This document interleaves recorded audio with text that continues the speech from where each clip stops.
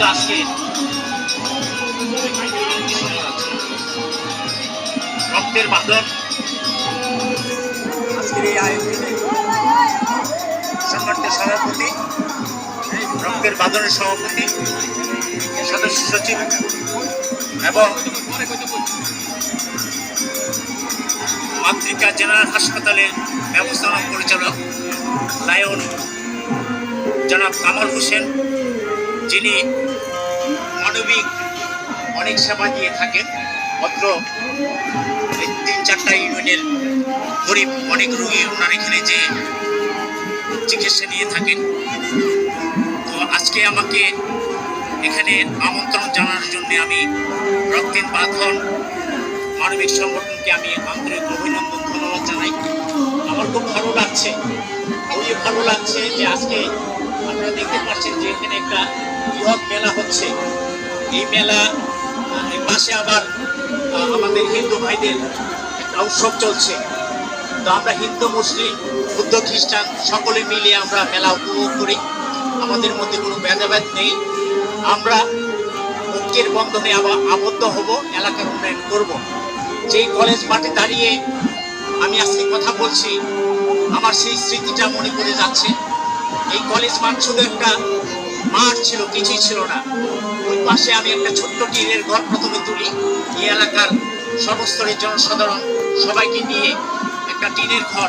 ওখানে কোন এক ঈদে আমি যখন বাড়িতে আসি, তখন এলাকার লোকজন বললো যে তারা একটা কলেজ করবে চাতলপাড়। তো আমিও সাই দিলাম যে হ্যাঁ, চাতলপাড় একটা কলেজ হওয়া দরকার। একটা স্কুল অনেক পুরনো, স্কুলের অনেক স্টুডেন্ট, অতএব একটা কলেজ এখানে করা খুবই প্রয়োজন। তখন তারা সকলে এইভাবে ধরলো যে আমাকেই এটার প্রিন্সিপাল হতে হবে। আমি কিন্তু সরকারি বেতনভুক্ত অন্য একটা কলেজের প্রিন্সিপাল ছিলাম, কিন্তু এলাকার জনসাধারণের এই যে তাদের আপত্তি, আমি ফেলতে পারিনি। আমাকে এই কলেজের প্রিন্সিপাল, নতুন কলেজ, কিছুই নাই, ছাত্র নাই, ছাত্রী নেই, ফন্ড নেই, ফান্ড নেই, আমাকে এটার হাল ধরতে হয়েছে। তো আমি যখন আমি হাল ধরি, অনেক সংসদ সদস্য প্রার্থী অনেকে বলেছে যে উন্নয়ন সাহেব পাগল হয়ে গেছে, উনি একটা কলেজ করতে আসছে, মাঠের মধ্যে কিছুই নাই। আমি ওনাদের কথাতে অনুপ্রেরণা পেয়েছি। আমি তখন সিদ্ধান্ত নিয়েছি যে পাগল ছাড়া ভালো কিছু কাজ করা যায় না, পাগলরাই ভালো কাজ করতে পারে। তো আমি পাগল হয়ে এই কলেজের হাল ধরেছিলাম। আজকে আমার খুব ভালো লাগছে, আমার প্রাণটা ভরে গিয়েছে। 5-6 তলা বিল্ডিং হয়েছে, অনেক স্টুডেন্ট হয়েছে। এই কলেজ ডিগ্রি কলেজে রূপান্তরিত হয়েছে, এটা বিশ্ববিদ্যালয় কলেজে রূপান্তরিত হবে। আর এখানে যে রক্তের বাঁধন, রক্তের বন্ধন, রক্তের বন্ধন, আমি তাদেরকে অভিনন্দন জানাই। তারা একটা মানবিক কাজ করে যাচ্ছে। আপনারা জানেন যে স্বাস্থ্য 2 ধরনের, একটা হলো মানসিক স্বাস্থ্য, একটা শারীরিক স্বাস্থ্য। মানসিক স্বাস্থ্যের মাধ্যমে শারীরিক স্বাস্থ্যকে সুস্থ রাখা যায়, কিন্তু অনেকে শারীরিক স্বাস্থ্যটাই বুঝে, মানসিক যে একটা স্বাস্থ্য আছে এটা কিন্তু অনেকে উপলব্ধি করে না, এটা মনে করে না। কিন্তু আমি মনে করি, আমি মনোবিজ্ঞানের একজন শিক্ষক হিসেবে আমি বলবো যে মানবিক স্বাস্থ্য সুস্থ থাকলে শারীরিক স্বাস্থ্য অনেকাংশে সুস্থ হয়ে যায়। আজকে যে আমি ঢাকা থেকে এই চাতলপাড়ে আসলাম, আমাকে মানসিকভাবে আমি প্রস্তুতি নিয়েছিলাম। মনটা আমাকে নিয়ে আসছে, দেহটা আমাকে নিয়ে আসে নাই। আমি মন স্থির করেছি আমি চাতলপাড়ে আসবো, অতএব আমি দেহ ইচ্ছা করলে আমাকে নিয়ে আসতে পারবো না। অতএব মানসিক স্বাস্থ্যটা সুস্থ থাকার জন্য খুবই জরুরি। এই জন্য আমাদের এই যে বিনোদন, এই মেলা হচ্ছে, এই মানসিক স্বাস্থ্যকে সুস্থ রাখার জন্য মেলা, সাংস্কৃতিক অনুষ্ঠান এগুলি দরকার আছে। আর শারীরিক স্বাস্থ্য হলো এই যে আপনারা এই যে রক্তের বাঁধন, রক্তের বন্ধন যে কার্যক্রম চালাচ্ছে, এটা শারীরিক সুস্থতার জন্য কারো প্রয়োজন পড়লে যাতে তারা রক্ত দিতে পারে। আমি খুবই ভালো লাগছে আজকে এখানে এসে, এই কারণে যে দীর্ঘদিন এই কলেজে আমি ছিলাম। এই কলেজের মানে মাটি এবং ইট পাথর আমার স্মৃতি বিজড়িত।